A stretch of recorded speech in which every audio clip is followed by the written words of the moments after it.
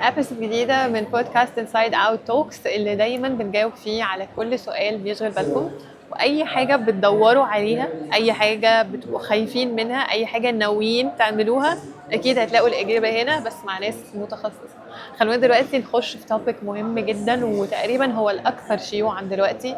بنات كتير جدا يا عملت يا بتفكر تعمل حاجة زي كده.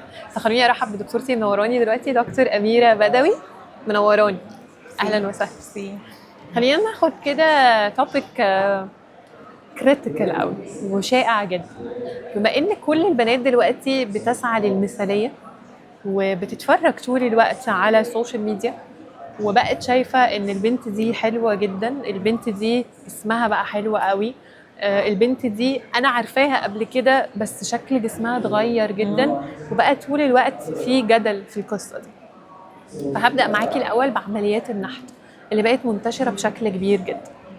امتى البنت ممكن تيجي برغم ان هي جسمها يعتبر حلو، شكلها متناسق، ولكن هي عايزه وسط اصغر شويه، عايزه الجلوتس تبقى مرفوعه اكتر، التفاصيل الصغيره اللي بتفرق دي امتى تقولي لها ممكن نعمل نحت؟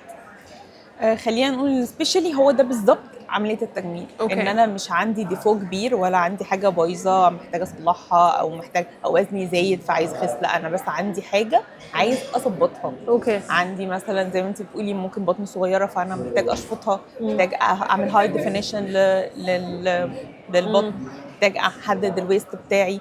عندي منطقه الجلوتس رفيعه شويه فانا محتاج ازود فيها فات. فهو بالظبط ده التارجت او الايم اللي اتعملت عشانه الاثيتك سيرجري او البرانش ده من هنرجع تاني للمواضيع دي، ولكن بما ان احنا اتكلمنا ان ممكن بنات يبقى عندها الجلوتس مضايقاها شويه فعايزه ترفعها اكتر فتعمل فيلر. ايه رايك في الفيلرز دول؟ الفيلر في الجلوتس از اوكي. يعني هو من الحاجات الريكومندد واف دي ابروفد وبنستخدمها. المشكله الوحيده بس ان الفيلرز هنحتاج كميه كبيره لو انا عندي ديفو كبير او محتاج افول الجلوتس او اعمل ليفتنج كويس فانا محتاج كميه كبيره. فممكن تبقى كوست كبيره. اوكي. في حين ان انا الفات بالنسبه لي ممكن تكون من غير كوست اصلا. يعني انا بس بشوف من مكان فيه فات زياده واقدر احله. اوكي. بس في ناس كتير قوي بتخوف البيشنت من الفيلر بودي، تقول لك لا بلاش تعملي فيلر بودي عشان ليه اضرار بعد كده. في اماكن معينه زي الفيلر للجلوتس از اوكي وحلو جدا والناس كلها شغاله بيه وسيف وبتحقن في الكلينيك من غير مشكله. بس في البريس مفيش اي بلاستيك سيرجن بيريكومند ابدا. انا كل اساتذتي وسنايري وبنرجع لنفس النقطه وبسالهم دايما مفيش اي حد بيريكومند ان احنا نحقن فيلرز في البريس. اولا في اسيمتري ممكن تحصل وبتبقى باينه قوي، في نديولز او جرانيولوم زي تليف بيحصل بسبب حقن الفيلر في البريس. في اماكن تانية ممكن تبقى فيها خطر او قلق للفيلرز. فيلرز بودي نتكلم عموما.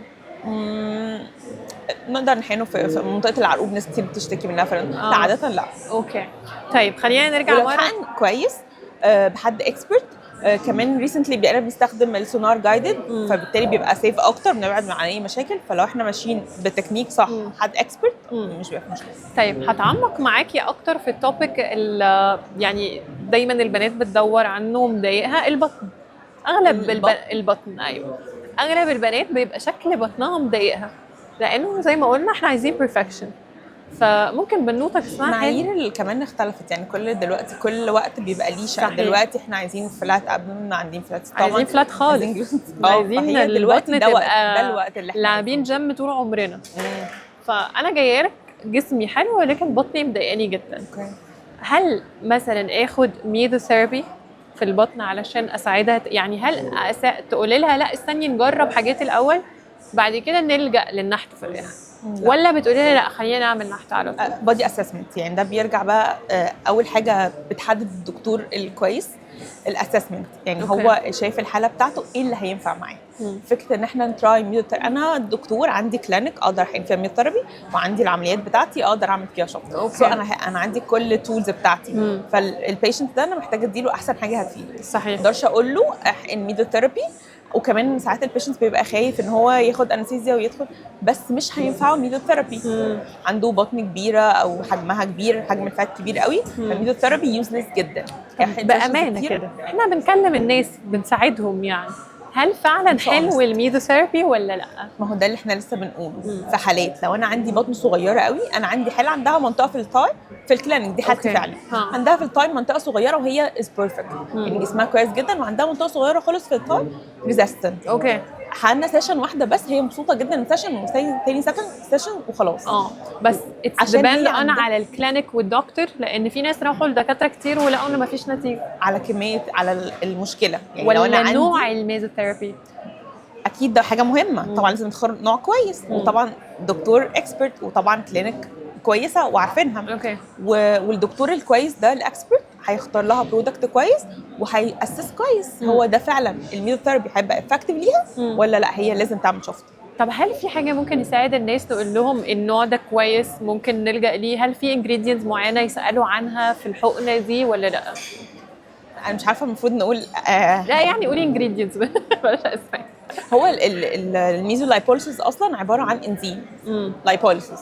لايبيز هو انزيم اصلا بيتكون في البودي لوحده. مثلا هل في بلد معينه نوعها احسن؟ الماني؟ فاهمه الحاجات انا دي؟ بالنسبه لي الاسباني اكتر أسباني حاجه أحسن بحبها حاجة. وبستخدمها which is fine جدا معايا.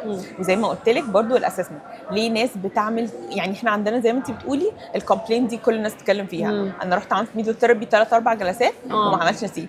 بتيجي المشكله اكبر في العمليات لما نيجي لحد عامل ميزوثيرابي وبنعمل له لايبوسكشن، بالتالي بيلاقي فايبروزس كبير قوي وريزيستنت جامده جدا واحنا بنعمل لايبوسكشن. اوكي. في حين ان احنا ما كناش عملناه كان وفرنا فلوس وكانت الدنيا بقت اسهل علينا احنا في العمليه.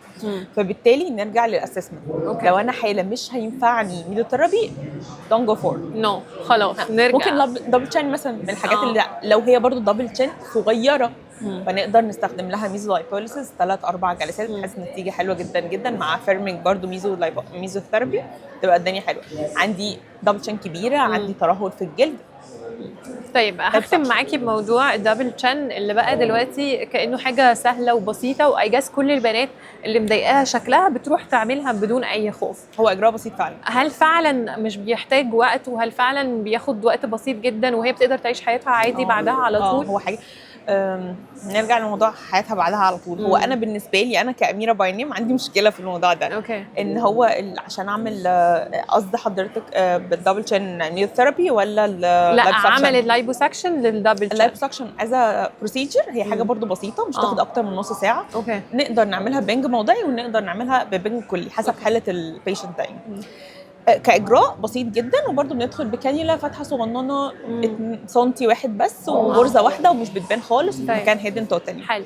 افتر ذات بقى بنحتاج نلبس كورسيه، فدي شويه بتبقى معيقه للحياه. لو حد كورسيه طول اليوم ولا وقت معين؟ في اول اسبوعين المفروض طول اليوم. طول اليوم ده طول اليوم عشان لو حد زي ما اتفقنا على الحته دي. عشان نعمل تايت للجلد. احنا شفطنا الدهون، فالجلد المتراهل ده عشان يرجع تاني ريكايل لمكانه ويعمل تايتنج محتاجين نلبس الكورسيه. ونلتزم قبل ما بتدخل البيشنت العمليه بقول لها لو مش هتلتزم بالكورسيه مش هنكمل. لازم تمشي بقى بيه الناس كلها تعرف انك عامله ملناش دعوه، لازم تلبسيه. والله عاده بنعملها في وقت تقدري تقعدي فيه في البيت، مش وقت ايفنت بقى، مش وقت لازم تنزلي الشغل. يعني الناس المحجبه عاده مش بيبقى فارق معاها قوي، بس نبقى عارفين قبل ما نبدا ان احنا عندنا حاجه. حلو. لو جات لك بنوته عندها حته صغننه اللي هي بتقول لك بصي انا الحته دي مضايقاني بس انت مش شايفاها اصلا، مثلا انا بقول لك اهو الحته دي مضايقاني وعايزه اعمل لايبوسكشن، هتقولي لي ايه؟ ده بجد؟ لا بجد انا اعرف ناس كده يبقى ما عندهاش حاجه تقول لك بس انا عايزه. لا انا بسال ده سؤالك انت تحديدا. لا انا كان زماني عملتها. لا انا قصدي واحده الناس اللي هي بتبقى مركزه في نفسها دي. جو فور سيرجري لو البيشنت مش نيد. انا مش الجراح ده. حلو. مش هنروح نعمل سيرجري لو هي مش محتاجه. بس هنتكلم عليك إيه؟ بيرسونالي. لا طبعا هقول لها ممكن لو في حاجه صغنونه نعمل ميزوثيرابي جلسه 2 which is enough جدا. لكن لو حد مجنون لا اروح لحد تاني. مش انا. نورتيني بجد، شكرا ليكي. ثانك يو على الانفورميشنز الحلوه دي، واتمنى الناس تكون استفادت. ثانك يو حبيبي.